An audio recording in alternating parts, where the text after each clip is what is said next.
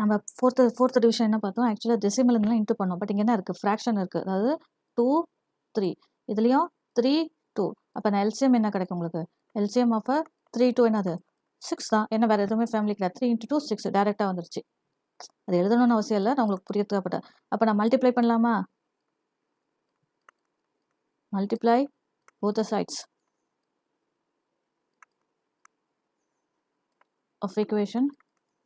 இதை 1ன்னு வச்சுக்கோங்க, இதை 2ன்னு வச்சுக்கோங்க. 1 and 2. ஸோ அப்போ என்ன கிடைக்கும் உங்களுக்கு, ஃபர்ஸ்ட் ஈக்குவேஷன் 3/2 × 6x. இங்கே இன்ட்டு நான் போட தேவையில்லை, உங்களுக்கு புரியறதுக்காக தான் போட்டேன். இல்லைன்னா பாருங்கள் தேவையில்லை. -5/3 × 6y is equal to -2 × 6. So பாருங்கள் இது கட் ஆகிடும், 3 கிடைக்கும், இது கட் ஆகிடும், 2 கிடைக்கும்.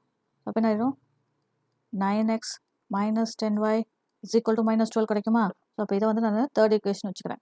அடுத்தது செகண்ட் ஈக்குவேஷன் என்ன எப்படி எழுதலாம்னா, 1/3 × 6x + 1/2 × 6y is equal to 13/6 × 6. Cancel ஆகிடும், 3 கேன்சல் ஆச்சுன்னா 3 2 இது. ஸோ அப்போ இது என்ன கிடைக்கும் உங்களுக்கு, 2x + 3y is equal to 13. Fourth equation வச்சுக்கிறேன். இப்போ from the equation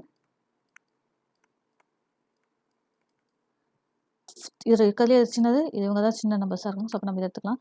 from the equation 4 we get x value எடுத்துடலாம். எக்ஸோட நம்பர்ஸ் எடுத்தோம்னா 13 - 3y/2 கிடைக்கும்.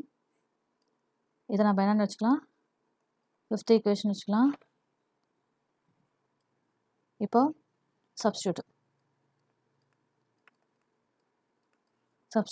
எக்ஸ் வேல்யூ எதில், இந்த ஈக்குவேஷன் 3ல் என்ன இருக்குது, இங்கே 3 எங்கே இருக்குது, இங்கே தான் இருக்குது.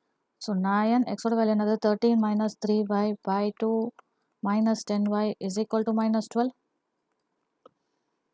எதுவுமே கேன்சல் ஆகாது. ஸோ நம்ம போயிடலாம். 9 × 13 எவ்வளோ கிடைக்கும், 27 117. 117 - 27y/2 - 10y is equal to -12. இங்கே 2 இருக்கிறதுனால ஹோல் ஆப் பண்ணிடலாம். that is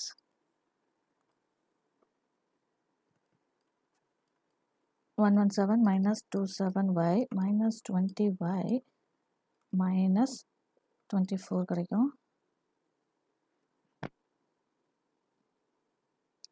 That's plus -47y is equal to -24 -141.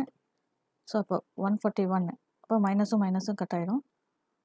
37 3ஆலேயே போக மாட்டேங்குது, 21. Okay. So y is equal to 3. 141/47 is equal to 3. So y is equal to 3ன்னு கண்டுபிடிச்சாச்சு. இப்போ again substitute y is equal to 3 in equation 5ல் இதெல்லாம் substitute பண்ணுறோம்.